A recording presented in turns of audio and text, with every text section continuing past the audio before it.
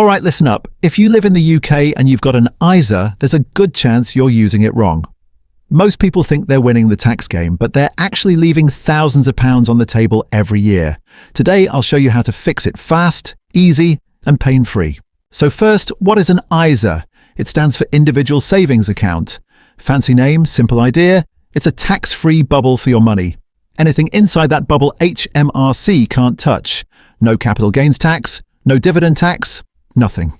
Not all ISAs are equal. There's the cash ISA, basically a bank account with tax-free interest. There's the stocks and shares ISA, where your money is invested and can grow. And there's the lifetime ISA, built for your first home or retirement. Most people open a cash ISA, put £1,000 in it, and call themselves investors. That's saving, not investing. Here's where a lot of people mess up. Every tax year, you get a £20,000 ISA allowance. That's £20,000 of tax-free investing space. What do most people do? They put in £500, maybe £1,000, and the rest sits in a regular bank account doing nothing. It's like being handed a free buffet worth £20,000 and only eating the breadsticks. Why leave the steak on the plate? From 6 April 2027, ISA rules are changing. Rachel Reeves confirmed that £20,000 annual allowance stays frozen until 2030, but cash ISA contributions will be capped at £12,000 for under 65s. That doesn't force you into stocks and shares. It just means if you want to use the full allowance, anything above £12,000 can't sit in cash. The message is subtle. The government wants more people investing, not just parking everything in cash. Now let's talk about the big difference most people ignore: cash versus investing. A cash ISA might pay 2 to 4%. Sounds fine until inflation quietly eats most of it. A stocks and shares ISA lets you invest in index funds or ETFs. Historically, global markets have returned 6 to 8% per year over the long term. That difference sounds small, but over time, it's huge. Imagine investing £500 a month for 25 years. At lower cash-style returns, you might end up around £285,000. At higher market returns, closer to £360,000. That's a £75,000 difference. Same person, same monthly amount, same time frame.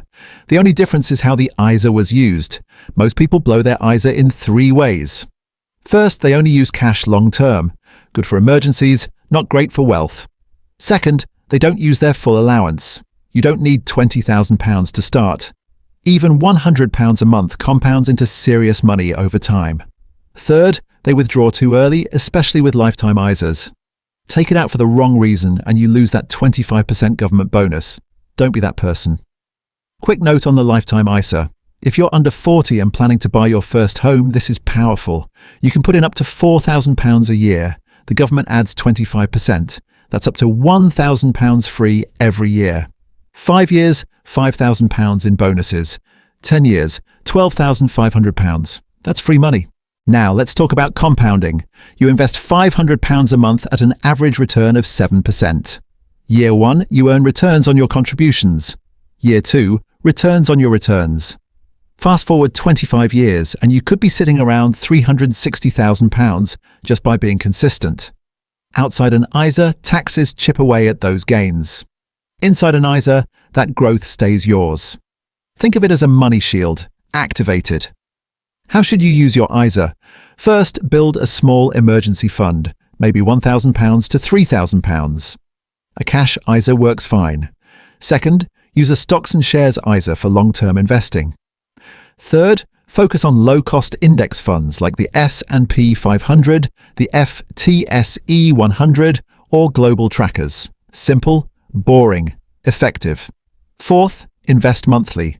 Consistency beats timing the market. Fifth, ignore short-term noise. Markets go up, markets go down. This is a marathon. Treat your ISA like a Tamagotchi. Feed it regularly, don't poke it every 5 minutes, and over time it grows into something powerful. Quick FAQs. I'm young, should I bother? Yes, starting early makes compounding ridiculously powerful. Can I open multiple ISAs? Yes, one of each type per tax year. Just don't exceed the £20,000 total allowance. What if the market crashes? That's normal, which is why you have an emergency fund. Long term is what matters. A simple example. Dave in Leeds keeps £500 a month in cash for 25 years. He ends up around £280,000. Sarah in Manchester invests the same £500 a month in a stocks and shares ISA. She ends up closer to £360,000. Same effort, different strategy. To recap, ISAs are tax-free wrappers. Don't waste your allowance. Stocks and shares, ISAs are built for growth. Lifetime ISAs offer a powerful bonus. Compounding is your secret weapon. Open it, fund it, invest it, leave it alone, and let that tax-free bubble do its thing. And if this helped, hit subscribe.